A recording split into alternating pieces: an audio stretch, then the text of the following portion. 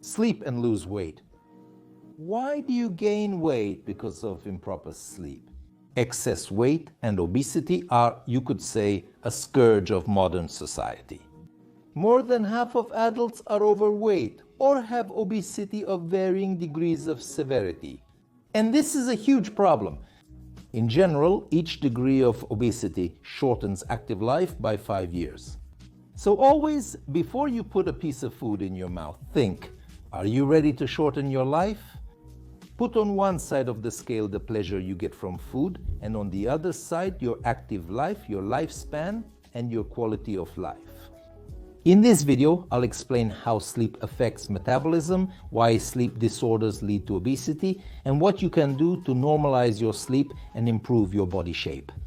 A recent study has just concluded. About 60,000 women were observed over several years. And it turned out that if women sleep less than 5 hours, the risk of developing obesity is 15% higher than those who sleep more than 7 hours. So basically, reducing sleep leads to metabolic disorders and weight gain. In another study, men were observed, and it was also shown that if they sleep little, they gain weight. Actually, I would like to talk about the physiology of sleep and how sleep affects metabolic processes starting from childhood. It is known that when a baby is born, they sleep about 16 to 18 hours a day. It might seem strange, but why did nature make it so that a baby sleeps so much? It would be better if he helped his mom around the house or started learning English right away. But he just sleeps, eats, sometimes coos, and well, pees and poops, excuse my language. Oh, actually sleep is extremely important for a child because the body is actively growing and basically the brain makes sure that everything develops harmoniously. During deep sleep stages, the growth hormone, somatotropic hormone, responsible for growth in children is produced.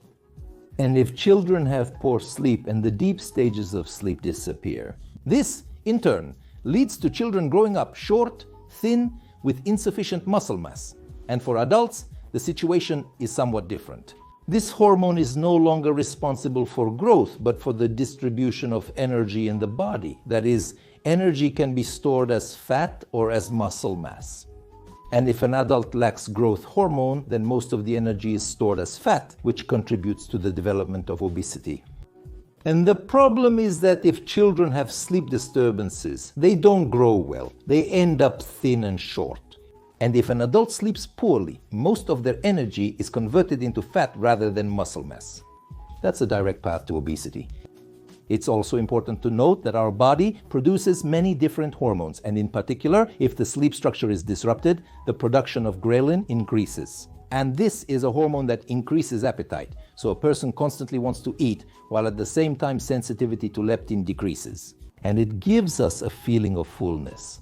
As a result, a person overeats, doesn't feel satisfied, and consumes much more food than they actually need. And naturally, the excess calories are converted into fat. Remember that the production of growth hormone is also poor if a person doesn't sleep well, and it doesn't get released properly. It's basically a perfect storm. A person overeats, it gets stored as fat, muscle mass doesn't grow, and the person keeps gaining weight and can't lose it if they don't sleep well. If you often run to the fridge to eat something at night, like this video, I'll teach you what to do so the fridge stays closed and you sleep well. And as they say, the cherry on top. If we have poor sleep, it contributes to weight gain and the development of obesity. And obesity itself further worsens sleep. Because a person starts to snore, they develop sleep apnea, which is a condition where breathing stops during sleep. They start to lack oxygen, night hypoxemia develops, and this in turn also slows down metabolic processes due to a lack of oxygen. Everything in our body just works slowly, and fat is also poorly digested. A vicious cycle develops. We have poor sleep, which triggers the process of obesity, and obesity further worsens sleep, disrupts sleep structure, causes sleep apnea, and this in turn further provokes the development of obesity.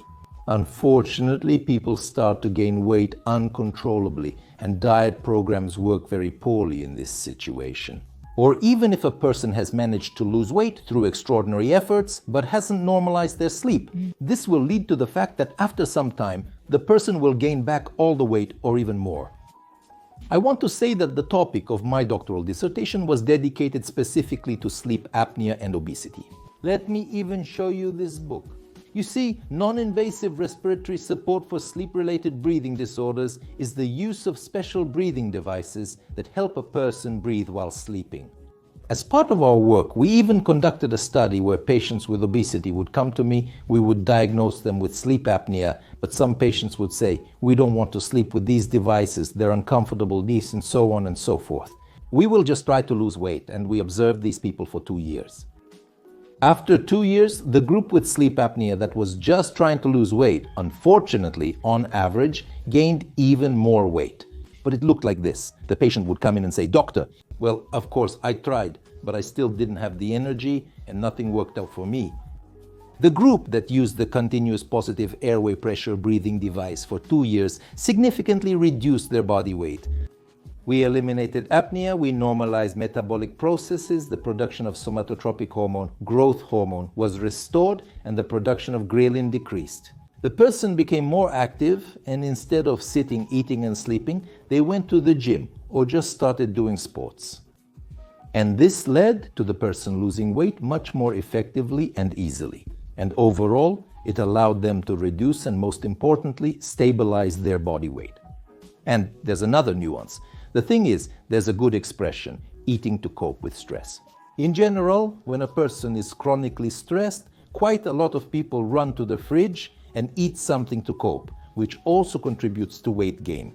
I wrote a mini book dedicated to dealing with stress and insomnia. These are two factors that contribute to triggering, so to speak, obesity.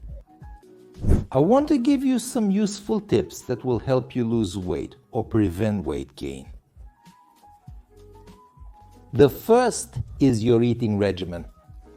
The thing is, everything we eat in the evening or at night usually gets stored as fat. Whether it gets used depends on your overall calorie intake, physical activity, and metabolic processes. So, it's not advisable to overeat at night. Ideally, dinner should be no later than at least 3 hours before bedtime. If you really want to eat something so you don't feel hunger pains, for example, or if it's just hard for you to fall asleep, you can have a small snack. Well, literally about 150 to 200 calories. For example, it could be a small sandwich, a banana, a glass of kefir, something like that, just to take the edge off your hunger. Secondly, there is such a thing as the volume of substitute food. If we eat a head of cabbage, or half a head of cabbage weighing half a kilogram, I assure you we will consume almost no calories, but there will be micronutrients, vitamins, and fiber. This will promote normal digestion, but it won't contribute to weight gain. What's interesting is that the process of digesting food is actually active. For example, to process 1 gram of food, you need about half a kilocalorie of energy. If the food itself is low in calories and you also spend energy processing that food, then you practically don't get any calories. And of course, if you eat something sweet, starchy, and so on, you'll get a lot of calories even from a small amount of food. And also, regarding that same cabbage, there's what's called volume replacing satiety. If you have half a kilo of cabbage in your stomach, I assure you, you probably won't want to eat anything else. And this also allows you to eat less of other high-calorie foods, for example. Thus, it is recommended to eat 500 to 600 grams of vegetables and fruits throughout the day. This will give you nutrients once again, but it will hardly give you any calories. And on the other hand, you will have something in your stomach and you won't feel hungry.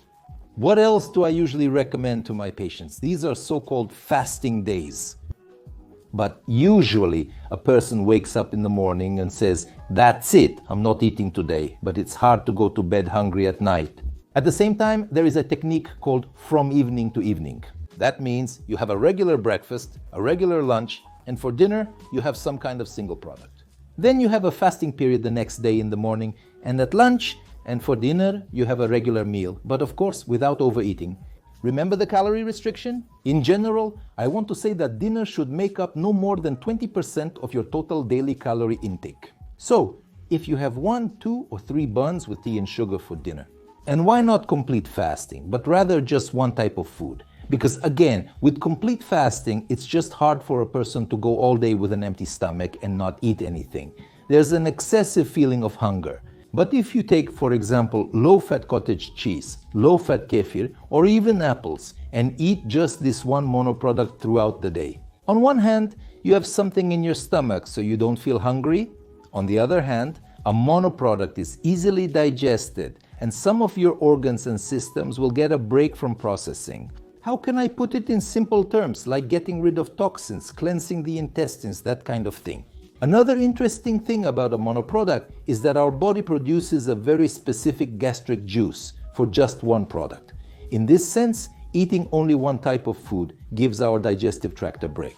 It's reasonable to have a fasting day like this once a week. At the same time, you can make an exception once a week. Well, because just imagine, you always eat very little for dinner, you don't meet with guests, you don't go to restaurants. So, once a week, you can make an exception and go visit someone and eat something tasty in the evening. But if you visit twice, then you need 2 fasting days.